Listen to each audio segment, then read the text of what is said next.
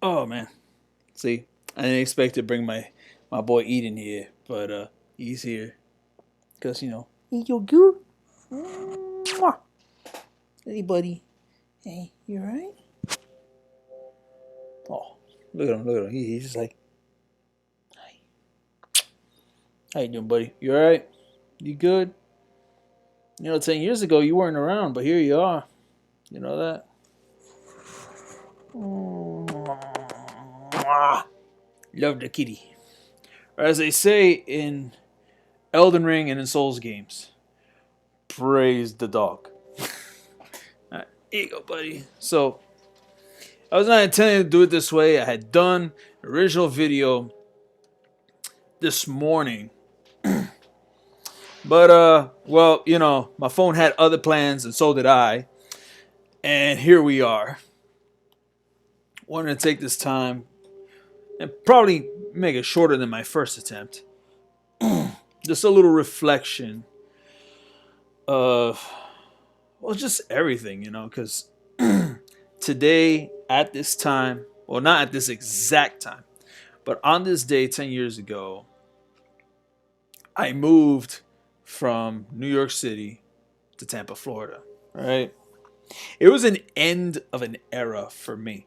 Allow me to explain and extrapolate, if you will. Um, New York City was my life. Brooklyn was everything. That's where I'm from, born and raised. And then at the age of 28, I had a bun in the oven, and well, the time came where I had to, take my responsibility, my big boy shoes, and I had to move south because wherever my pending born daughter is, I will be there. It's just part of the nature. Um,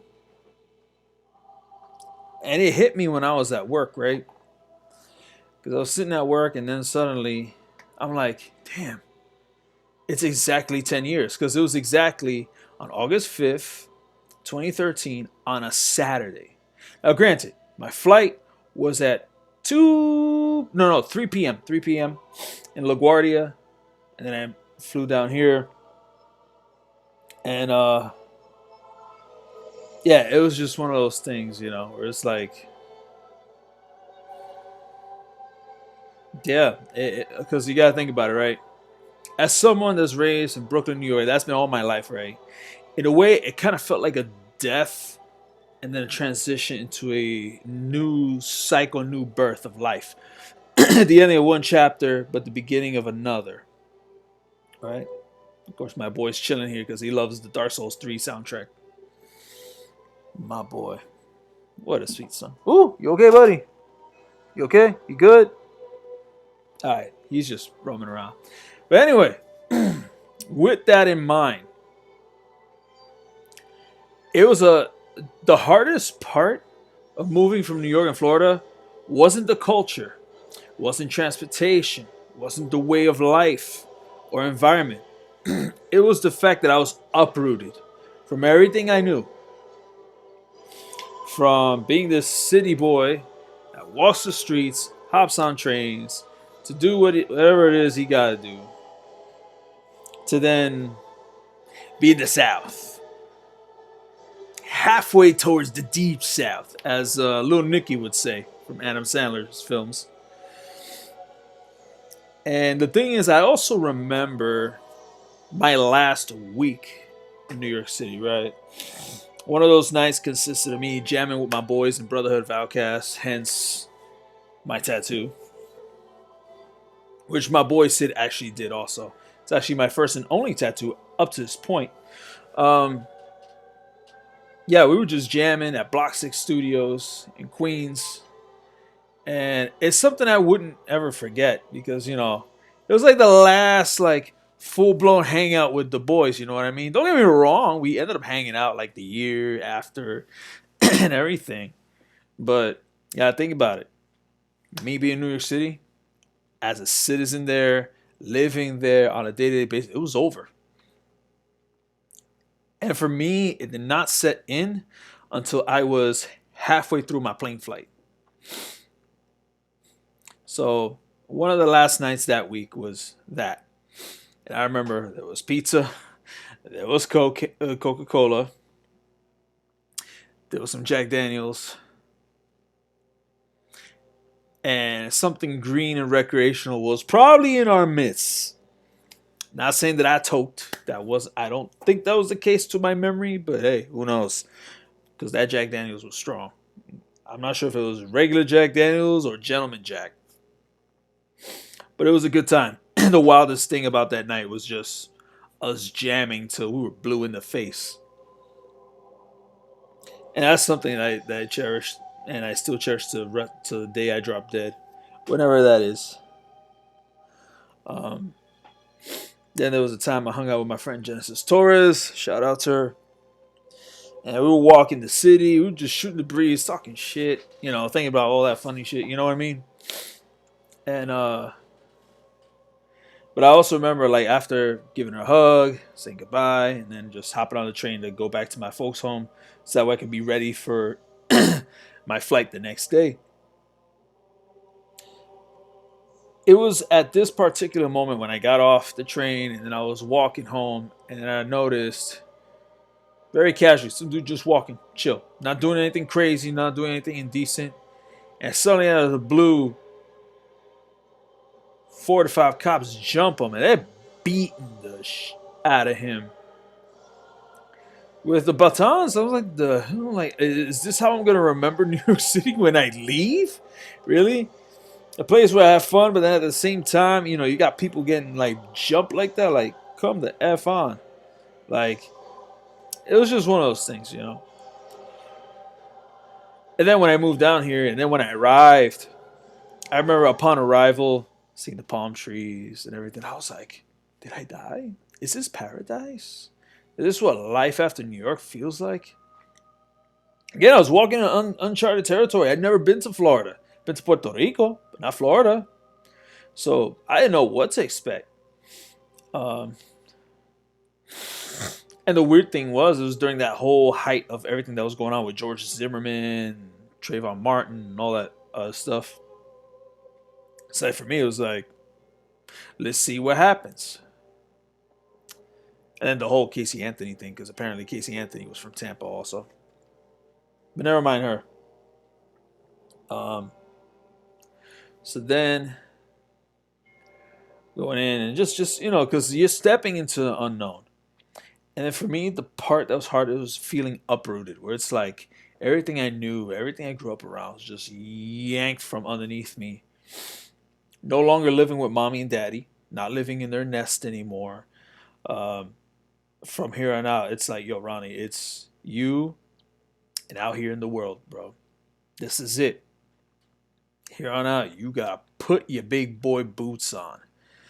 A lot of people don't like to use the whole, grab your, grab by the strings of your bootstraps, but that's exactly what I had to do. No choice. No one's gonna hold my hand. No one was gonna coddle me, bro. When you become a parent and you're with someone, there's two things you're needing to deal with. It's right because yeah, you brought you and your significant other brought a kid into this world, and yeah, focus is on the kid, but you still have to upkeep that relationship that you have with that person. Otherwise, it's gonna fall apart. Unfortunately, no one taught me how to do that. Unfortunately, no one really said, "Hey, this is part of the deal. Yeah, you're gonna be a dad, but you gotta remember, you got someone that you brought this kid in the world with that you need to upkeep." I take full ownership of that. I deny nothing about my failure in that spot. But in that failure, there is a lesson learned. It's not really a failure if you learn something, right? Time will tell. As far as culture, one thing I've learned was back up home. I didn't realize how spoiled you really were. Like I didn't realize how spoiled I was until I moved down here, right? Because when I was thinking about it, I was like, I wasn't paying rent. I was paying my phone bill. I was paying for my own food, but when it came to responsibility, like I had never lived outside of my parents' house, so it was like, you know, it all came crashing down on me in that regard when I moved down here. I was like, ooh, I'm actually dealing with real life, like for real, for real. And just thinking about that just hit me like a ton of bricks. And yeah, you gotta think about it too. I have no actual close family and friends down here in Tampa, so it's just me. At the time, it was also my uh, ex-wife's family and everything. And they helped. They helped, and I will acknowledge that. I will never deny the help that they gave us, regardless of the communication we have or don't have to this day. With everything that happened over the past 10 years, obviously, facial hair. Guess what? The whites have taken over. Um, they're up here too, but it just so happens that I keep the blue and the green hanging, so they don't really go away that easily. I also learned that gym culture is very heavy down here compared to New York. I will tell you this: by and large, from what I've seen growing up, gym culture is kind of casual in New York City. Yeah, you got all these gyms and all these options, but kind of treat it more like a commodity or as like a side quest type of thing. Whereas down here, when people go to the gym, obviously you got people that are very casual, but other people they go hard, bro. Like if becoming IFBB didn't require needing to win competitions or other requirements, there'd be a lot of people trying to compete to be Mr. Olympia or going to the Tampa Pro, or whatever. Thank God that's not the case, because the money involved there is crazy.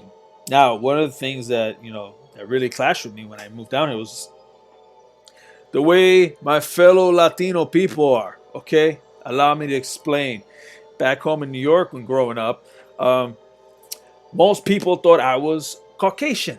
They thought I was white, like Macklemore white, or Jay White white, or Eric Clapton white, or George W. Bush white. Even suspecting me of possibly having some redneck blood in me for some weird reason. Because I don't talk like a New Yorker, right? But then when I moved down here, Latinos recognized me off the bat. They could tell I wasn't white. They weren't sure where I was from. They thought maybe I was Cuban. Because the assumption was if you're in Florida, you're probably Cuban when it comes to Hispanic Latinos. But truth be told, a lot of Puerto Ricans. A lot of Puerto Ricans, especially in Tampa. More so than Miami. Miami, yeah, there's a lot more Cuban going on. Although I will say, after Hurricane Maria, there's probably a lot more of my peoples here than there was 10 years ago or even 20 years ago. Because if we go back in the 80s, back in the 70s, every time a Puerto Rican left the island, you know where they went? New York City, New Jersey, PA. They didn't really go to Florida like that. But of course, times have changed. Cost of living has changed. So guess what? They ain't going up there. They're coming down here now. Of course, there's a process. They go to Miami first. Se quejan que todo está caro. Reasonably so. Ay, que está bien húmedo, está caliente, hay mucha gente demasiado. Ay, que no puedo respirar esto y toda esta mierda. You know where they go? Orlando. Ay, pero fucking Disney. Son dueños de esto, está demasiado caro. Creo que si voy a rentar un cuarto, que va a estar Mickey Mouse y Donald Duck ahí. So guess what? They go to Kissimmee next. They kind of, iffy, but a lot of them do stay. But then eventually, you know what happens? Tampa. Para Tampa, entonces, they come here and be like, oh, esto sí está cabrón, esto sí está caliente, aquí nos quedamos. And they set up shop here. That's how it is. One thing I also noticed was a sudden influx of New Yorkers, New Jersey, and they started opening up businesses down here. And allow me to explain why this is, right? A lot of red tape you got to follow in New York. A lot of policies, a lot of taxes, this and that. Florida, you can set up your LLC pretty cheap compared to New York. You don't have to go through so many processes to establish your business. At least the name. So that was another thing I learned. Produce, much cheaper here than it was in New York. When it came to food and eateries, I mean, there's a lot of stuff in Tampa. There are. It's just that a lot of things are hole in the wall. Some things are more casual. Some things are just right up there, right? No, there are no bodegas. I will tell you that. The closest thing I've seen to a bodega here is the Charlie Market that's in the back of my townhouse complex. Um, they got some nice Cubans, you know. They make some nice sandwiches. You know, got your usual stuff you get at a bodega. Arabs included. Arabs included. No cat though. I don't know why. Even though I have a cat here, so I don't know. Sales tax obviously was at 7% when I moved down here. Now it's 8.5. You can thank COVID and heavy migration for that one. And by migration, I'm not talking about immigrants. I'm talking about like people moving in droves from New York, New Jersey, from Puerto Rico. Also, a lot of people move down here for various reasons. But for me, it hit home the fact of being acknowledged as one of my peoples down here. Because how the heck is it they thought I was white unless I was in a Spanish Pentecostal church? But then down here, yo, I'm like one. I'm immediately one of them. Like they recognize me and they see me and like, bro, that shit feels good. It feels good to actually be seen and acknowledged by your own peoples down here. I have spoken far more Spanish down here than I ever did in New York. And that's saying a lot because I'm one of those New Yorkers that can speak Spanish, English, and Spanglish. And not speak that broken Spanish crap. Because I'm going to tell you right now, New Yorkers that can speak fluent Spanish, they're kind of going extinct at this point. And let me tell you right now, there's a lot of Tampa Ricans that are kind of pissing me off too because they don't speak Spanish either. I'm like, the fuck? And look, my kid's a Tampa Rican. I mean, she's a second generation hybrid, but still, you know, it's not easy. Although I love the fact that my daughter's actually kind of like open and she's still learning. I throw her things a little here and there. But it's different when you're like me. You're born in the U.S. versus my parents who were born in Puerto Rico. That's their first language. English was something they learned when they came here. Whereas for me, taught Spanish from birth, whole family culture, Spanish, and then I got the English thanks to school. And because my parents also learned English words on their way when it came to work and when it came to the environment also, right? Whereas for my daughter, it's going to be different because, well, her mother is biracial, I'm Latino, and then when you don't have really any Latino family around here, so you can mix the culturalization and everything, it gets tricky. So I'm speaking as a father, and full disclosure right here at this timestamp, I'm not speaking as Ron322, I'm speaking as Ronnie Gonzalez. So I'm off character right now. So just to make that clear, um, I would sometimes be asked the question, do I miss New York City? Do I miss living there? Would you ever move back there if the money was right, the place was right, and everything? I told them, no. Like, I'll be honest with you guys. The only things I miss in New York aren't things of New York. They're things that are tied to me. My friends, my family. That's it. Like, I'll be honest with you. Okay, bodegas are cool and all right, but the truth is, like, that's not what made me not want to leave New York or whatever. Like, to be honest with you guys, at no point did I think I'd leave New York City. I thought my whole life I was gonna be in New York. Never, it never crossed my mind that I would go to another state or anything. The thought of even visiting Florida never crossed my mind. The thought of even visiting Austin, Texas one day, just because, never crossed my mind in any way, shape, or form. 10 years later, bro, we did different shit.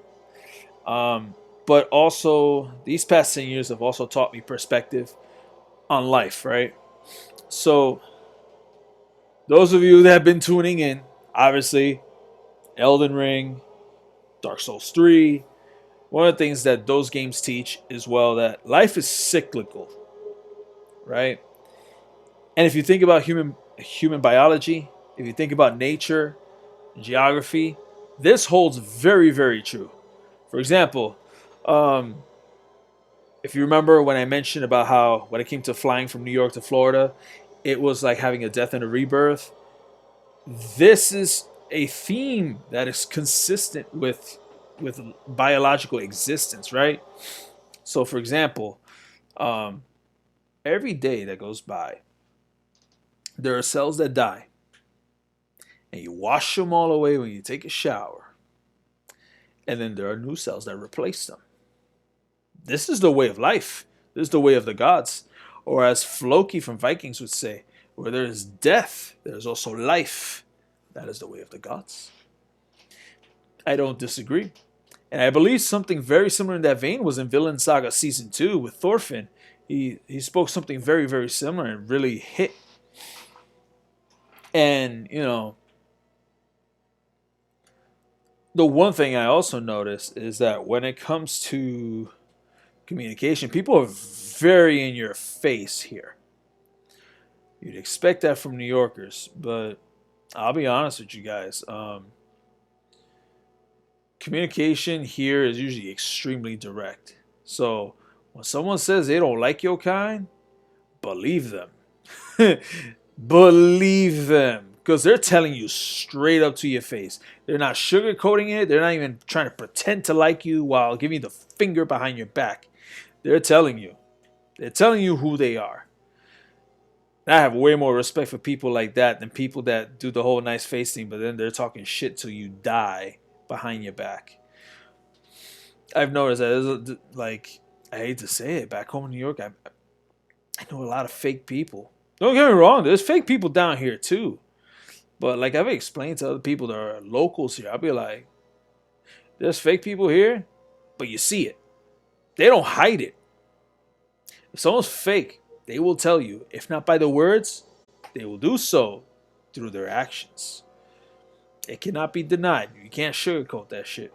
Once you see it, you can't. What was that? Yeah, I'm back.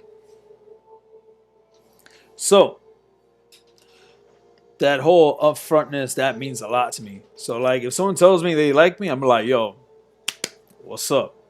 If they don't like me, I'm like, all right, well, thank you for letting me know that you don't like me. So, I vibe with that. You know what I mean? And if someone's being a phony, guess what? At least you're showing me that you're phony. You know? That's something I can't really say about being back home in New York. Like, people say they keep it real. You sure about that? Because a good chunk of people I grew up around and people I saw from a distance is one thing I like to do is observe people from a distance. I won't tell you I'm doing that, but I'm doing it. So I'll observe and I'll watch people. They think that I'm just being a in reality. I'm like, I'm not speaking. I'm watching you. I'm watching you. I'm observing your body language, your every move, how you say things to me or to other people. Even when I'm playing Switzerland, I'm trying to form my opinion by watching. 10 years later, I'm still doing that. Why? Because I've learned, like, it's like the people you can trust, you will see it. The people you can't trust, oh, you're going to see that too at some point. It's just that one of the things I learned is that, like, down here, it's very direct. But also, one thing I've also seen is there's a lot of extreme sometimes, right? Politically speaking, people either go kind of rowdy right or they go limpy left. Like, I'm like, sometimes it's like, bro, really? Like there's no middle ground or there's no like looking for the truth in the middle, because somewhere in all of that you will find the truth, and the truth isn't always in the right or the left. It's always somewhere in the middle. It's kind of like that old phrase, there's this person's side, that person's side, and the truth. And the truth is always somewhere in the middle. It always is. That's something I also learned from playing Dark Souls 3. My first playthrough before the New Game Plus that I've been doing as an ongoing series. And the same thing with Elden Ring. You start off going, hey, this is the way, this is what you got to do, this is the narrative. But then as you interact with non-playable characters, NPCs, for those that don't know, all these characters, as you start interacting with the world around you, the truth is showing itself to not exactly be one side or the other. The truth is somewhere in the middle, and that truth may not be conveniently, what you crack it up to be. One thing I also learned moving down here is that, all right, so back home growing up in Brooklyn, one of the nicknames Brooklyn used to have was that it was the borough of churches. If you're black, Hispanic, Latino, from Brooklyn, born and raised, pre 9/11. So I'm going to also touch on that also. Pre 9/11 New Yorkers and post 9/11 born New Yorkers, they're cut from a different cloth, right? And the reason I say that is because those of us that grew up in New York City before 9/11 happened and lived through it after understand how much the world changed versus a post 9/11 crowd. Post 9/11 crowd, there's a lot you don't know. There's a lot you were spared of. A lot of bullshit you didn't get to see that yet you're seeing in videos on YouTube, on Hulu or Netflix, wherever. But that's one thing. Actually living through it, actually seeing it, whole other ball game. And that's why, to some degree, I believe I'm like New Yorkers that were born pre 9/11. We're not as soft as post 9/11. Yes, post 9/11 kids, they have more access to information than ever. More access to knowledge that we did not have. That us millennials are actually been catching up with and really sinking our teeth into it. But we also got to experience pre-internet and now. Right? Whereas, Generation Z, Generation Alpha, you never got to experience life without a cell phone, without a tablet, without internet. Which is why also my views are a little different, as a person, because, there's what the internet shows you, and then there's what you see in real time when you step away from the TV, when you get the phone out of your face, put it back in your pocket where it belongs, and look at the world around you in real time. It's very, very different. Sometimes a little too different, where sometimes am I really seeing what they're telling me to see, or are they just seeing something based on what they're propagandizing versus what I'm actually seeing in front of me? And there's the things you don't see. But then the 10 years also taught me to be grateful in every person I've run into, every person I've come in contact with. A lesson learned from each and every one of them. Some of them, they're just there for a season and they may not come back. Some of them, they're passing by and eventually they come full circle back. And some people, they end up being recurrent characters in your story. That's something that really, sunk in with me, when sitting down and really thinking about it at the bus stop while waiting for my bus to come home from work. And just full disclosure, I'm running on Death Wish coffee today, and nope, no sleep. Or as the Ultimate Warrior used to say, No sleep, no food, no nothing. Only maniacism. Yeah. So it's just one of those things. There was another thing I also learned about myself, and it's a reflection of growing up in New York with Puerto Rican parents. And it was from this guy who works in construction, but he's also a sociologist, right? And we were talking, and he knows that I speak Spanish and that I'm very fluent, and not that Michael Bloomberg, George W. Bush fluent, but like yo hablo el español como lo hablo. But one of the things he noticed was that he asked first where my family's from. And I tell him, I'm like, well, mis padres son de Camuy Arecibo, de Puerto Rico. And he knows I speak the Spanish articulately and well. But that he noticed that I don't have an accent. Because when you hear Dominican, when you hear a Cuban, when you hear a Mexican, when you hear Puerto Rican, there's something about how they speak it that has a certain rhythm, a certain music about it. But they notice it's like, you don't speak that white boy Spanish, but you don't have la música del boricua cuando habla. Por ejemplo, yo estoy hablando en esta forma, entonces ellos piensan, ok, él habla español, pero él como no tiene la voz de boricua, no sé si es cubano, boricua, mexicano, no sé qué. And sometimes, watch a lot of Mexican shit. Eventually, the Mexican rubs off on you, be like, órale, güey. Órale, güey, ¿qué pasa? Ah, no chingues, no mames. Or, how, like, what some of the Dominicans be like, oye, que lo que, tigre? Oh, my God. And I think about it now, it cracks me up. But I do notice that the Puerto Rican in my speaking kicks in when I'm pissed off, when I'm talking shit. And I will tell you this. Go watch some of my Ron 322 videos and listen to me talk crap in Spanish. The Puerto Rican comes out. The Boricua blood really starts kicking through. It just comes out of nowhere.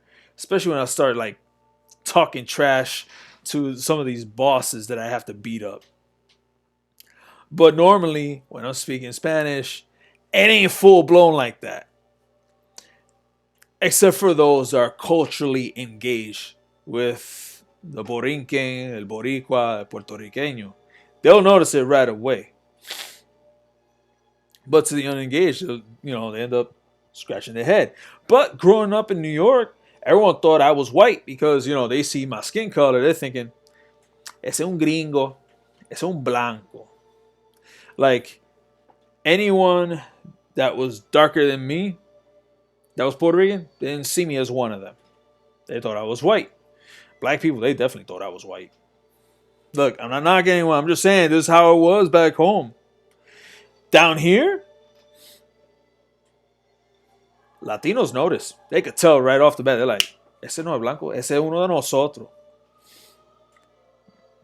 Like they'll know right away. But there's one thing I've noticed is that they'll notice I speak Spanish.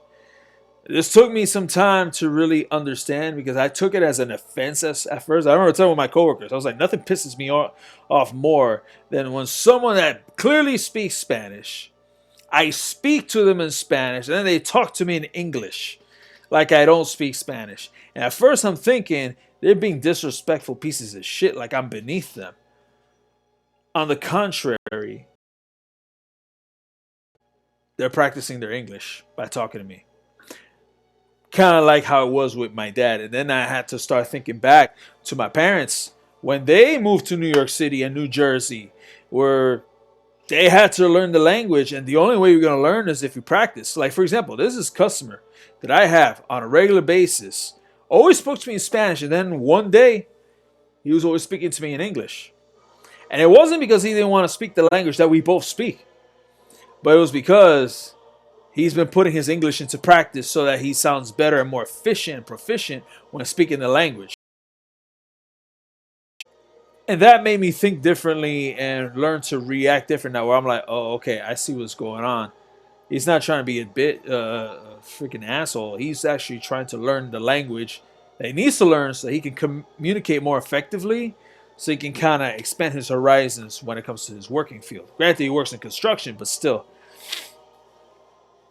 One thing I also learned was that one of the typical expectations that New Yorkers have about Florida is that everyone's carrying a gun, and no, that's not the case. Yes, there are people that carry guns. Oh, make no mistake, it's concealed. This is a concealed carry state, but this ain't like Texas. This ain't like Texas. At least not in Tampa. Like, don't get me wrong, there's some crazy folk, but most of the time, they ain't carrying a gun in their pocket. I'll tell you where they're carrying it, in their car. So if you say the wrong shit and they catch you in the parking lot, watch out. But you know what? There's other shit going on here. So one of the things I noticed when I moved down here as well was the fact that, well, cost of living was much lower, sales tax was lower, produce and food were lower, as I mentioned earlier. And it got to the point where I'm like, damn, like I could do a lot here, in that regard. Even if I'm not always eating everywhere, going out everywhere. And one of the things I learned with age was that I'm like, you eat healthier when you're eating at home. Full stop. There's no question. Why? Because one, you're controlling the quality of the food. You're controlling what's going inside your body to take care of yourself. And in that way, I'm more of a homebody instead of always going out all the time. When it comes to food, like I'm like, I want to eat something. How about I sit down and actually learn how to make it myself? That's something I started finding myself more in the habit of upon no longer living with my parents. Because guess what? Mommy and Papi ain't making food for you, Papa. So if you want to eat, you got to learn. Not only that, you want to take care of your body. Forget McDonald's, forget White Castle. Yeah, learn to cook your own shit. So that way you control what's entering your body. As I mentioned before, gym culture, more dominant here. And honestly, I do not regret having worked in the gym environment. To be honest with you, I remember Remsen Noir, when he was just a fresh baby green trainer. One of the things he told me back then was how you take care of yourself in your 20s, it will follow you in your 30s and 40s.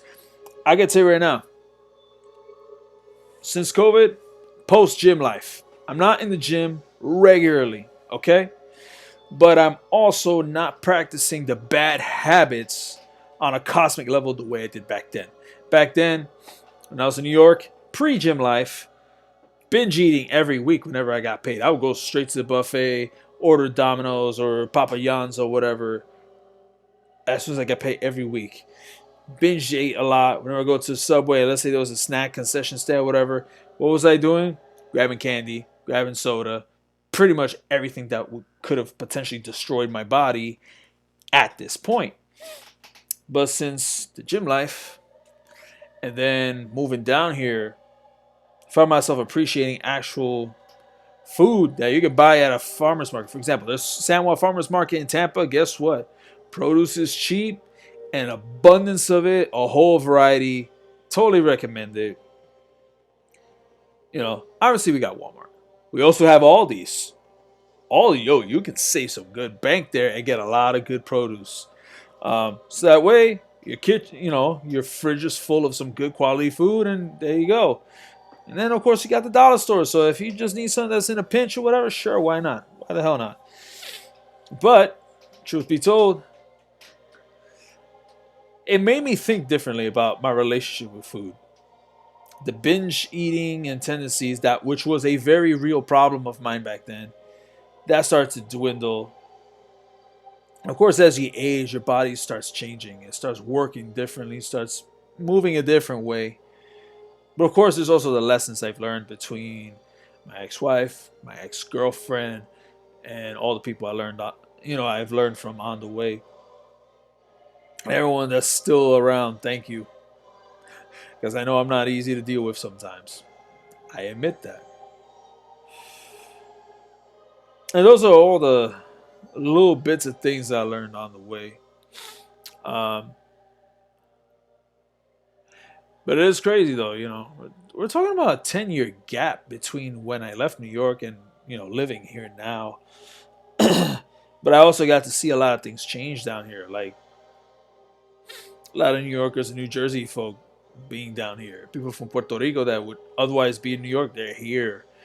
Um, and the thing too is, and I notice this also when it comes to my people, mi gente, la gente boricua. We don't get too caught up all the time in a lot of the petty shit per se, because a lot of us we're like, yo, we gotta work, we gotta pay bills, we gotta take care of our kids, we have to raise our kids, we have to, there's none of this being cooped up on what's on TV, and then meanwhile, like it wasn't like how a lot of our parents were or grandparents were back then. Yeah, they worked and all this, but then they were constantly watching the TV and then constantly being glued to whatever the heck the news is feeding you, be it from the left or the right, whatever. Guess what? Left hand, right hand, same body. They're not disconnected. There's that. Food for thought. And I wouldn't say these past 10 years have made me callous, but rather more cautious and more of always looking for truth in the middle, right? You gotta think about it. If you're all winter, it's all darkness. If it's all summer, sun's all the time, but there's no time to cool down and chill. And you're burning almost all the time. So life requires that transition between winter, fall, summer, spring. I mean, no, winter, fall, spring, summer. Whew. How'd I goof that up? I have no idea. Maybe it's the fact that I still haven't slept. That's okay. And the fact that I have Dark Souls 3 music in the background. Don't know if y'all can hear it, but hey, whatever.